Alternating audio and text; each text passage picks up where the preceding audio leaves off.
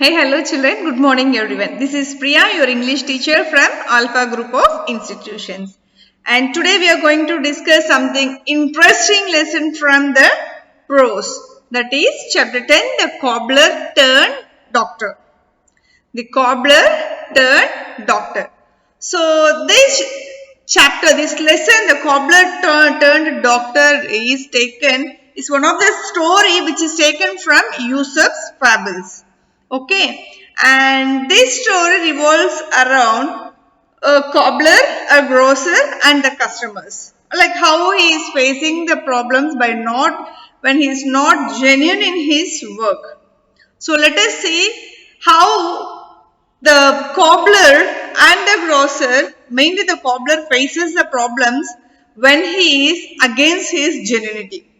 Okay, so let us start this chapter freshly. And here, reading this humorous play, which is based on one of the fables, based on this story, these are the characters. So the story is divided into three scenes. The story is divided into three scenes, that is scene 1, scene 2 and scene 3. Scene 1, scene 2 and scene 3. So first we are going to discuss scene 1. In scene 1, this happened in the morning time. When does the scene happen? Scene 1 happened in the morning time. The place is inside a cobbler's shop. So today we are going to discuss scene 1 in this lesson, which happened in the cobbler's shop, that too in the morning time. Okay, now see the characters. These are the characters which were played in this story, which were like the conversation happened in this story was between these characters. They are the first one, the cobbler. This is the cobbler, the grocer, the gardener. These are the main characters of the story. The cobbler, the grocer and the gardener. Next one is the customers. In the scene 1, in the cobbler's shop, who all the people came to the cobbler shop were the first customer, second customer and an old woman. So these six are the characters which we are going to talk and like where and how the conversation has been done between them. Okay children, now let us enter into the scene 1 actual story and let us see what happened in scene 1 in that particular cobbler's shop. Okay. Here starts the actual scene 1 conversation between the grocer, cobbler and the customers. Okay children, let us see what is there. First, the conversation starts between the grocer and a cobbler. These two, the grocer and the cobbler, were the neighboring shops. So, grocer means a person who sells vegetables and edible things. Cobbler means a person who mends shoes. You all know, no, who is cobbler and grocer. These two, cobbler and grocer, were neighbors. They were in the neighboring shops. One day when they were in the shop, grocer started asking like this. Mal, first let me read till here so that I can explain you clearly. Okay. First, the grocer. Well, neighbor, how is trade with you? Cobbler. Oh, bad, very bad, so bad that it could hardly be worse. How is it? Have people in this town stopped wearing shoes? No, but they wear them too long. Their shoes never seem to want mending. All day I have been idle. Not a soul has brought me any work. Perhaps you use leather that is too good. Now, one day the cobbler and the grocer were sitting in the shop. Okay, children. Now, the grocer is asking the cobbler, hi, hello cobbler, how are you and how is your business going on? The cobbler replied that my business is very bad. It is in very bad situation. I'm not able to cope up my business. It is very hard for me and it is becoming worse and worse for every day. My business is not good. Now here again the grocer is asking, why? How is it? Have the people stopped wearing shoes? Because the cobbler's work is only to mend the shoes. When people are continuously wearing the shoes, what happens? They will be buying for new shoes again and again, right? But nobody are coming and buying shoes from the cobbler. So that is why the grocer had it out that have people in this town stopped wearing shoes. That is why they are not coming to a shop and buying. Now the cobbler is asking, no. He's saying no, but they are wearing the same shoes for a long time. For example, children, if we wear if shoes is worth more worthy, and if we are using a quality shoes, it will come for a long time, right? It will be used for a long time.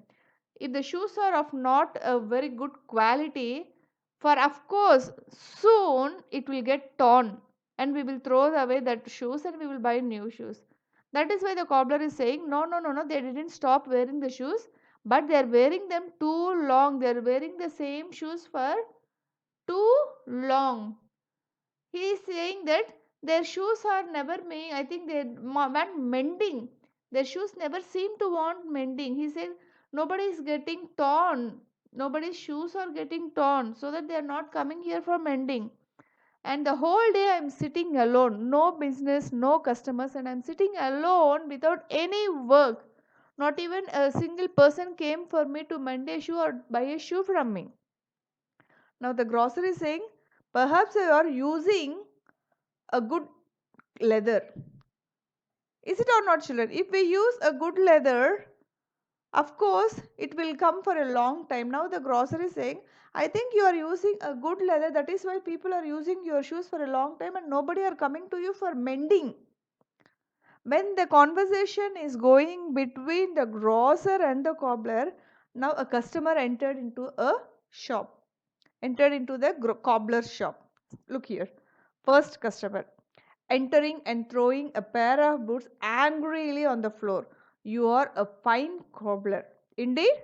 Why, what's the matter? When these cobbler and grocer were conversing between each other, suddenly a customer entered into the cobbler's shop and he was throwing a pair of shoes on the floor in that shop. And he's asking, oh, I think you are that cobbler, the best cobbler. Is it so? Now the cobbler is saying, yes, sir. Why? What happened? What's the matter? Because he was confused. The customer came and throwing the shoe on the floor. Now the cobbler is really confused and is asking, what's the matter to get to be such angry? Okay. Now, when this cobbler is asking, yes, I am the cobbler. What, sir? What is the matter? What happened? Why you are inquiring about me? Now the customer is replying, the first customer, matter? Just look at those boots you mended last week. The sole has come away from the uppers already. And the leather you put on my wife's shoes is like brown paper. Cobbler, but. Yes, first customer again. Don't argue. Bad work speaks for itself. Goodbye. Cobbler. But you haven't paid me yet. Again the customer. Paid you? I should think so. I should think not. You can keep the boots. Stamps out in a rage. Now, children, when this customer, when he entered the shop with a very force and when he threw the shoes on the floor with anger, the cobbler said, what, sir? What happened? Why you are inquiring about me? Now, the customer is saying that, what is the matter? Just look at those boots. It means the cobbler has sold the boots last week to this customer, but it was torn. Here, children, sole means the bottom part of the shoe, uppers means upper part of the shoe. And this customer is really angry after seeing the torn shoes. And he is saying, you are asking why and what? The customer is shouting at the cobbler like, cobbler, you are asking why and what's the matter? Did you see the shoes which you have given me last week? The just sole and upper had been separated. It got torn. It means the base part of the shoes and the upper part of the shoe has torn. And now I bought another set of shoes from you for my wife, but the leather which you used on my wife's shoes is like just a brown paper. The quality of the leather is just a brown paper. Why are you cheating like this? Like this, the customer is shouting. Now the cobbler is trying to convince him, but he is trying to talk in the middle. But this customer is not making him to talk in the middle. He is saying, don't argue. It means he is stopping the cobbler not to talk in the middle. Don't argue. Bad work speaks for itself means we no need to talk with words, no need to speak with mouth. Our work shows who we are. He says that bad work speaks for itself means our work shows who we are. Bad work speaks who it is. And he says goodbye. Then cobbler is saying when the customer is leaving the shop, the cobbler is asking, sir, but you didn't pay for me. You bought the shoes last week. For 1 week you have used the shoes, but you didn't pay for me. Now the customer got more angry and he said, paid? Why should I pay you? Why should I pay for a torn shoe when it is not having a quality, and when it is torn, why should I pay you? I think I should not pay you, and I will not pay you, and you can keep your boots with you itself, he said, and he walked out of the shop in very anger. Okay. Now the grocer who is his in the neighboring shop, he is just watching this scene and he is asking now. The grocer, everything he has noticed a conversation between the cobbler and customer. Now the grocer's turn. This does surprise me, and I was just blaming you for putting too good leather on your shoes, dear me. Just now in the front scene, when the cobbler and grocer were discussing between them, you know that the cobbler said that all the customers were using the shoes for a long time. At the time, what the grocer did,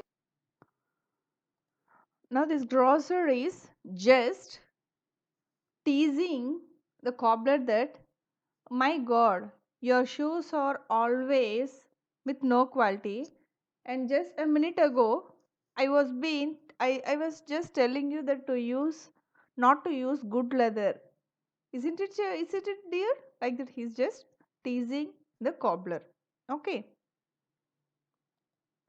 Now second customer enters into the scene.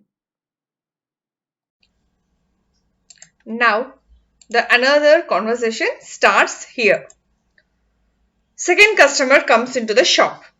Second customer's dialogue was, where's that fellow who calls himself a cobbler? Or, there you are. Oh, there you are. These boots you sold let in water. I nearly caught my death of cold through getting my feet wet. You ought to be made to wear them in a snowstorm. Bah, I could do a better job myself. Now the cobbler. But I am very sorry. But it was not my fault. Second customer. Not your fault. Who was it then? Pray, bah, you will get no more work from me. I have finished with you. The grocer. Let us talk about the grocer later. Children, now the second customer enters into the cobbler shop, and he is also entering with very angered face, and here he is shouting like, where is that fellow? Where is that fellow who calls himself as a cobbler? And again he points out the cobbler now and he's saying, oh, you are the cobbler, right? Here, take your boots. These boots which you sold me last time was just becoming wet. It's not a waterproof boot. Actually, leather will not allow water inside, children. But here these boots were allowing water inside, and this cobbler was very angry because he was getting cold because that area is a winter season, and when he is walking on the roads in the snow, it just the shoes which he bought from this cobbler is absorbing the moist from the snow, and that is creating a cold, that is creating some health issues for the second customer. So he was very angry and he came to the cobbler shop and he is giving back his shoes and he was shouting with anger that These are the shoes which you sold me last time, and this is just grabbing all the water, just absorbing the water, and my feet is becoming wet. Because of that wet feet, I am getting cold and cough and even fever. I am about to die with this thing. And I could do a better job myself. Now, the cobbler here also he's trying to convince the second customer, because the first customer also was shouting like this and he ran away. He went away, and now the second customer also has come here and he is also very angry. Now the cobbler is trying to convince the second customer, and he is also saying that, but sir, it was not my fault. When your shoes are absorbing the water, it's not my fault, right? But also I'm very sorry, sir. He's just apologizing to the second customer. Now the customer says, is it not your fault? Then whose fault is this? He's just questioning the customer that if this is the boots which you had made for me, and now you are saying that it's not your fault, then whose fault is it? And the code word for this customer is bah bah bah. And he said, bah, you will get no more work hereafter. From today onwards, I will not buy any shoes from you. I will not get mend any sort of shoes from you. From today onwards, I'm finished with you. I have done with you and I will not get any work from you. Like this, the second customer also shouted. Now the grocer is looking this incident also, sitting beside, and he's saying, won't you give him another chance? The grocer here is trying to convince the second customer to give another chance to the cobbler, so that he can give some better quality shoes for him rather than getting into a argument. Okay. Now here see the picture. This is the grocer shop. This is the cobbler shop. This is the cobbler and this is the grocer who is witnessing the incident, and this is the customer who was shouting at the cobbler. Now the second customer. Another chance? What for? To kill me with his leaky boots? No thank you, sir. You attend to your own shop. Thank you, sir. You attend to your own shop. He goes out carrying the boots, one in each hand, and don't put sand in your sugar. Cobbler. Oh dear, what will become of me? He will show them to everybody he meets, and I shall never get another customer. Now, here, children, the comedy thing is, when the grocer is also trying to convince the second customer that, sir, please give him second chance. Now, this second customer is turning to the grocer and he is saying, excuse me, sir, why should I give another chance to him? Another chance? Why should I give him? What for I have to give him? Even though if I give him the second chance, he will give the same boots which will has a leakage. It means which absorbs water in it. No, thank you, sir. This customer is talking to the grocer now. He's saying, no, thank you, sir. You please attend your business. It means simply to say, mind your own business. We will see in anger, no, the same way he's saying that, please attend your own shop. And also the second customer also now returning back. He's just going away, leaving the shop with two boots in his two hands. And on the way when he was leaving, while he was leaving the shop, he's just looking at the grocer and saying, don't put sand in your sugar.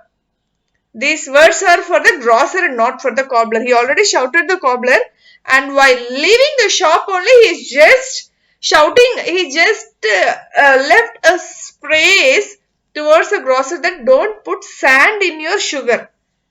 You know that grocer will send vegetables, fruits, and also the household things like salt, sugar, rice, everything, what all we cook food, right? And he is pointing the don't put sand in sugar. Now the cobbler, after he is leaving, the cobbler is really upset now. He's really upset and he's saying, what should I do now? The first customer was not satisfied with me. The second customer was also not satisfied with me. At least the first customer threw the shoes here. But the second customer, he's taking that leakage shoes with him. I'm afraid because he will show these shoes to all the people, whoever he meets, and he will damage my name in the society. He will say to everyone that The shoes which I am selling, the shoes which were sold by me were not in a good quality, and he also suggests other people not to buy any shoes in my shop. Now what can I do? In this way the cobbler was getting vexed. He was in sorrow now. And the next scene. Grocer indignantly, sugar indeed, I never put sand in my sugar. Now do you remember children, when the second customer was leaving the shop, he's saying that don't put sand in the sugar. Now the grocer is confused. What? Sugar? And he's asking me not to put sand in my sugar. I never put any sand in my sugar. Why that person is asking me and going? He got this confusion now. Okay. Now, cobbler. Not, but can you deny that you ever made a mistake and put sand in your sugar? Grocer. Well, of course, accidents will happen, especially when the light is bad. Brown sugar and sand look so much alike then. It is easy to make mistakes. Cobbler.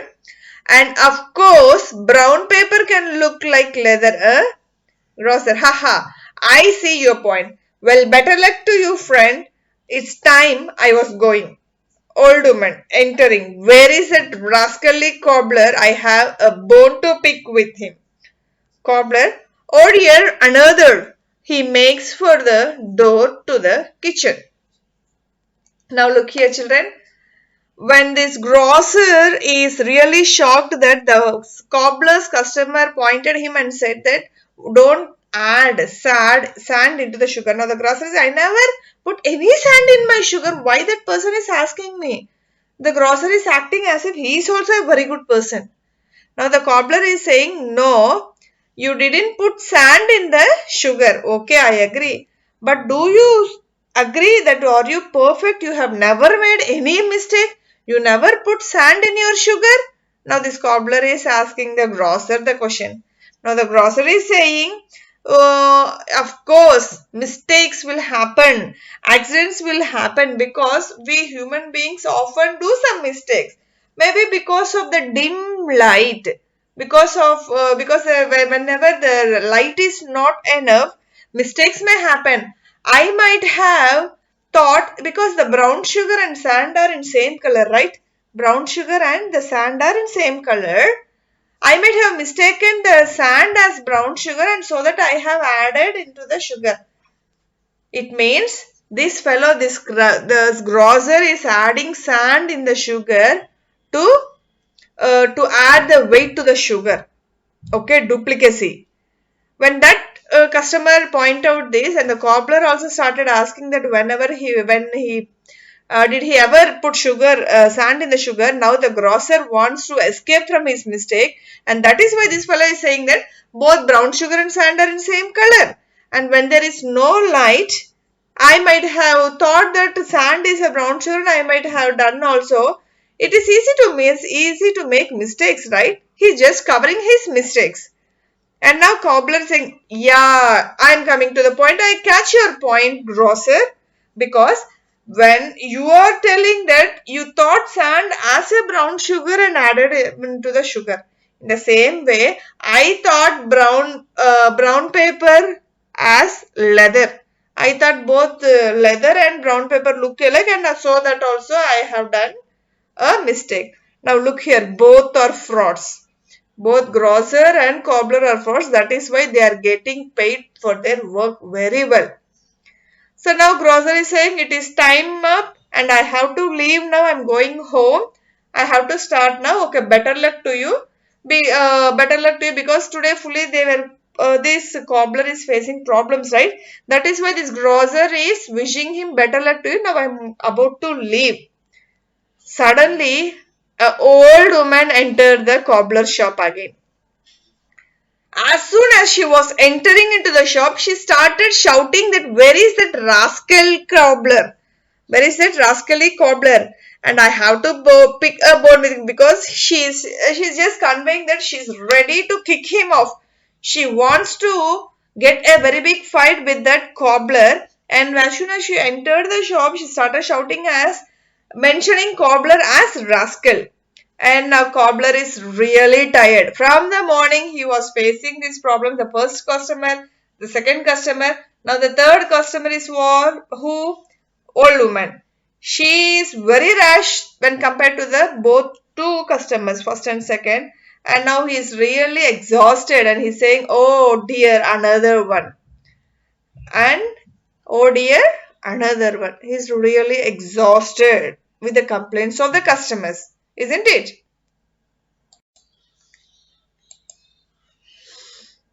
Now here the grocer says, they say the third time pays for all. Old woman, what is that you said pay? I will pay him in a coin he won't like. Here, Cobbler, a word with you. Cobbler, I can't stay now. Call again tomorrow. Old woman, call again, you miserable scarecrow. I am calling now for the last time. Take that. She throws a shoe at his head, and then the second shoe follows.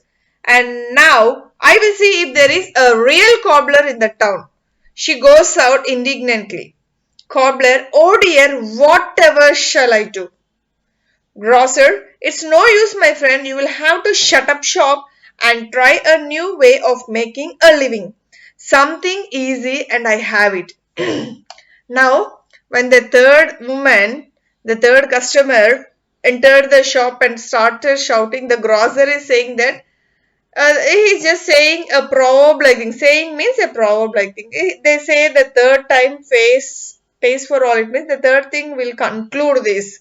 The third problem will conclude for all the three problems. And the old woman now he's shouting. What is she shouting? She said that she's just shouting at the cobbler that what is it you said? When she entered, she heard the grocer's voice as they say the third time pays for all, right? Now she's asking, pay? What pay? What you said? Okay, I will pay this cobbler that he won't at all like. And now she didn't shout, she didn't fight, she didn't say anything.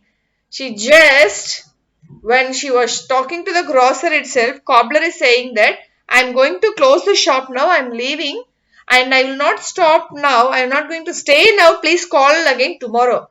He's just trying to escape from the old woman. So he is saying that please contact me tomorrow, now I'm leaving, I'm going to close the shop. And now this woman is getting more and more angry and said, what? Call again? It means, should I come tomorrow again? You scarecrow. It means you are afraid about me and you want to escape from me. As you want to escape from me, as you want to escape from your dirty work, qualityless work, do you want me to meet you tomorrow morning again? No, I will meet you now itself. I want to talk to you that this is the last time I'm going to talk to you. And but she didn't talk anything. She's saying that she want to talk to him now itself, but she's not talking. She throwed a shoe on the cobbler's head directly. Immediately the second shoe also follows the same direction to the cobbler's head. She hit the cobbler with the shoes. She threw the shoes on the cobbler's head itself and she's saying, you are the one of the worst cobbler in the town. It means if she is going to search for a real cobbler in the town. It means she is going to search for a better cobbler in the town. And she represents that this cobbler is one of the worst cobbler. And she goes out very angrily. Now the cobbler is really exhausted and he is just sharing his grievance with the grocer that, oh dear, whatever shall I do? Whatever I do is a mistake. The first customer has one complaint, the second customer has a complaint, and the another customer also having a complaint. Whatever I do, it's just ending in a problem or with a problem with no solution which I cannot face them directly. Now the grocer is saying, yes, of course, my dear friend, there is no use because once you get a bad name, that is a bad name, my idea for you is better close the shop now. Close your shop permanently and search for another new business and search for another sort of living, making a living, and which is easy to earn money. And just think about a good idea to start a new business rather than this cobbler business. And I have that idea also. This grocer is suggesting him now. Okay. Let us see the next one. Cobbler. What do you suggest? Grocer. Why not set up as a doctor? Cobbler. A doctor, but I know nothing about medicine. Grocer. Poof. What does it matter? All you need is to advertise some wonderful remedy and people will swallow it greedily. People will swallow it greedily. Now let me see. A cure for colds? No, that is too common. A remedy for blindness? No, that is too rare. Besides, you would get found out at once. Ah, I know. You must sell a drug and pretend it as an antidote to all poisons. There is nothing that people dream more than poison and you will make a fortune. But where shall I get the drug? Oh, you can make something up very cheaply, anything will do. A splendid idea. We will try it. When I am rich, I will repay you handsomely. As we have already discussed, both are frauds, right? This cobbler and the grocer both are frauds. Now, when this cobbler is helpless with the business, the grocer is suggesting one idea. And the cobbler is asking, what is an idea which what you are having, which you are going to suggest me, he is saying. And the grocer is suggesting them to become a doctor suddenly. He is asking him to become a something like Ayurvedic or homeopathic doctor. Now the cobbler is really shocked. Doctor? I don't know anything about medicine, then how can I become a doctor? Now the grocer's actual explanation on becoming a doctor starts here. Okay. Oh, what does it matter? Even if you don't know anything about the medicine, no problem. Only thing what you need to be a better doctor is just you give some advertisements which reach people and which attract people and which attracts people's greediness, that make definitely which shows the way to take those medicines which you are selling. Okay.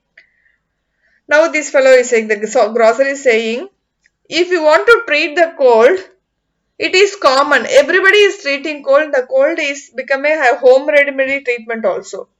And if you want to treat for the blindness, we cannot do without knowing about anything about medicine. So it is very rare. So many people will not come regarding blindness. Only rare. One or two only will come on blindness. But if you sell a drug, if you sell a medicine, telling the people, cheating the people that it is an antidote, it is an opponent, antidote to all sorts of poisons.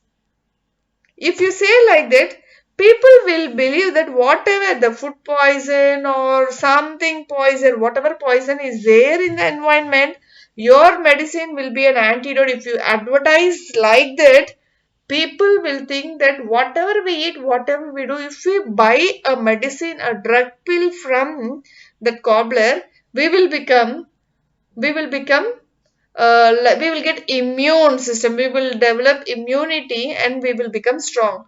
Like that people may think and they will come and buy your drugs immediately. Okay, this is what his idea is. Now the cobbler is saying that okay, you are saying that the to find an antidote drug to all the medicines, it is well a good idea, but where shall I get the drug? Now this cobbler is asking the grocer, because the grocer is the one who is giving the idea, who is suggesting the idea to become a doctor, no? So that is why cobbler is asking him only, where can I get that drug? Now he is saying that we cannot get that, but we will try to prepare our own drug, which will be sold which will cost very cheap to prepare it. Okay, he's saying that we will prepare our own medicine very cheaply and we will do, but that medicine should have a power of anything to do. Now the cobbler's brain, a light in cobbler's brain has lit brightly. The cobbler is thinking that it is a very best idea and he really liked that idea and he agreed to go along with the grocer's suggestion. And he is saying that okay, we will try that. After once we start trying, when I become a doctor, when I cover so many patients, and when I become rich and rich, definitely, Mr. Grosser, I will pay you for your valuable idea. You gave such a good idea, and I will start doing that. If I earn more and more money in that field, definitely I will pay you a huge amount. Like this, the cobbler is promising. Okay, children. So, in the next thing, the second scene starts. Let us stop today's session with scene 1 only, with this. In the next session, let us talk about the scene 2.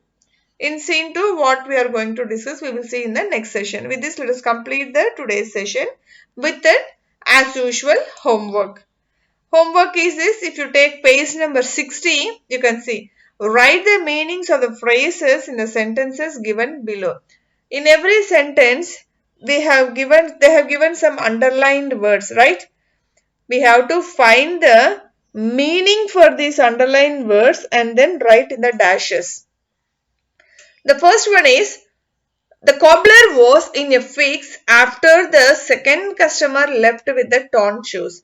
In a fix means in a bad situation. The answer is in a bad situation. The grocer told the cobbler that he must start another business to keep body and soul together. So the word question here is keep body and soul together. The answer is to manage to survive. Third one, the long and the short of it was that the gardener made to expose the crooked cobbler. The long and the short of it was that the gardener managed to expose the crooked cobbler. The meaning of, now we have to find the meaning for the long and the short of it means essence. So children, there are nearly 8 to 9 questions in page number 60 in this Roman, A Roman.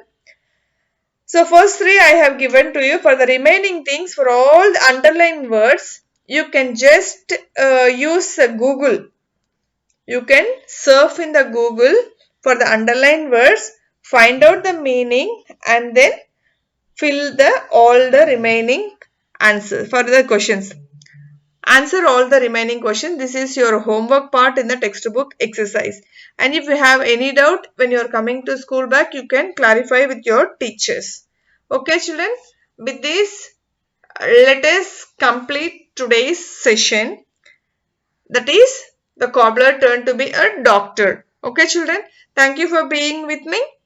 This is Priya signing off from Alpha Group of Institutions. Okay, bye.